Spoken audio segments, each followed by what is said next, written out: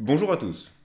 Il existe de nombreuses méthodes de torture qui ont été utilisées au fil des siècles. Il y a les tortures qui servent à blesser ou mutiler, et pas forcément à tuer, comme par exemple le broyeur de genoux, et celles qui vous emmènent jusqu'à la mort, comme le taureau d'airain, où on vous enfermait à l'intérieur et on vous faisait cuire vivant. Comme quoi être tout feu tout flamme ou avoir le feu au cul, eh bien ce n'est pas forcément que des expressions.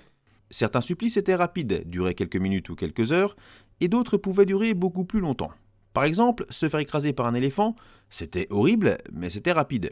Alors que l'horreur absolue que je vais vous conter aujourd'hui pouvait durer des jours, voire des semaines. Et le pire, c'est que c'était réalisable avec peu de choses. Bref, j'espère que vous avez l'estomac bien accroché.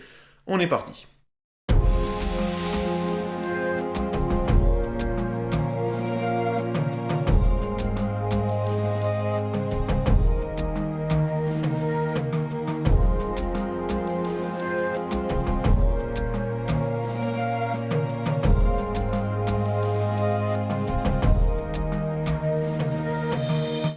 Le scaphisme aurait été une torture perse antique. Les premières traces de ce supplice nous viennent de Plutarque, qui se serait lui-même inspiré des écrits d'un des médecins du roi perse, Artaxerxès II. À répéter rapidement 10 fois, sans accroc et distinctement. Selon Plutarque, un soldat du nom de Mithridate aurait subi ce supplice. Et tout a été décrit du début à la fin. Bien évidemment, vous me connaissez et je vais vous raconter tout ça, car vous savez que j'adore les belles histoires. Mais avant ça, je vais vous parler d'un dérivé du scaphisme, qui a priori était utilisé au Moyen-Âge et qui portait le doux nom de supplice du baquet, ou encore torture du tonneau. J'ai pas trouvé d'infos de personnes qui l'auraient subi, mais certains sites expliquent très bien son déroulement. Tout d'abord, la victime est attachée de façon à ce qu'elle puisse bouger le moins possible. Ensuite, elle était déposée dans un tonneau ou un espèce de grand bac, on pouvait y ajouter de l'eau ou non, et on refermait tout ça, en faisant un trou, afin que seule la tête dépasse. Puis la victime était nourrie, et si jamais elle ne voulait pas manger, eh bien on la forçait. Alors je ne sais pas ce qu'il lui donnait à manger, mais a priori c'était pas des plats très raffinés. On lui donnait aussi à manger du lait et du miel, mais pas que, car on lui en badigeonnait aussi un bon petit mélange sur le visage, pour que tous les insectes du coin viennent s'y coller. C'est déjà pas bien agréable d'avoir de la confiture ou du miel sur soi, car ça colle. Alors imaginez en avoir plein la tronche, avec en plus toutes les mouches du quartier qui rappliquent.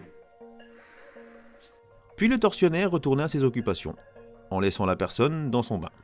Alors oui, je précise que ce supplice était préférable en été, quand il fait bien chaud.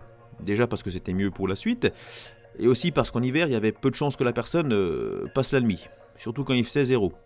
Ensuite, il suffisait de répéter l'opération nourriture et lait miel régulièrement.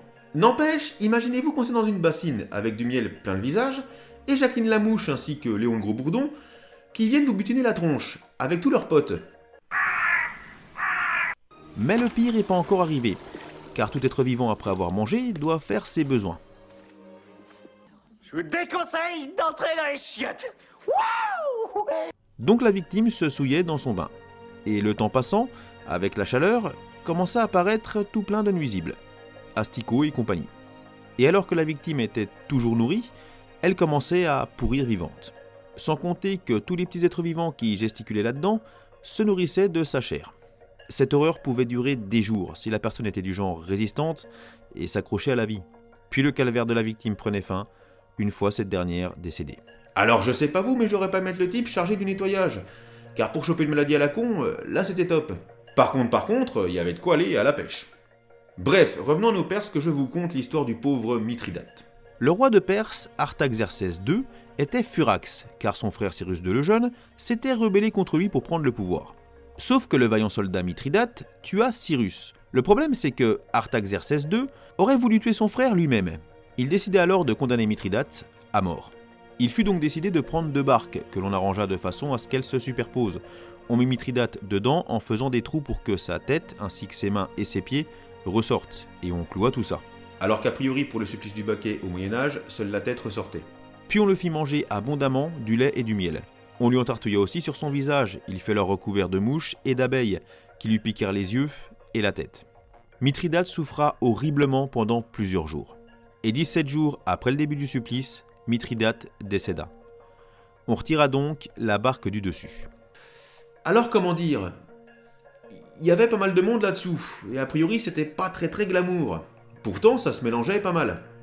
On vit son corps complètement pourri, avec de la vermine rampante partout en train de dévorer ses chairs.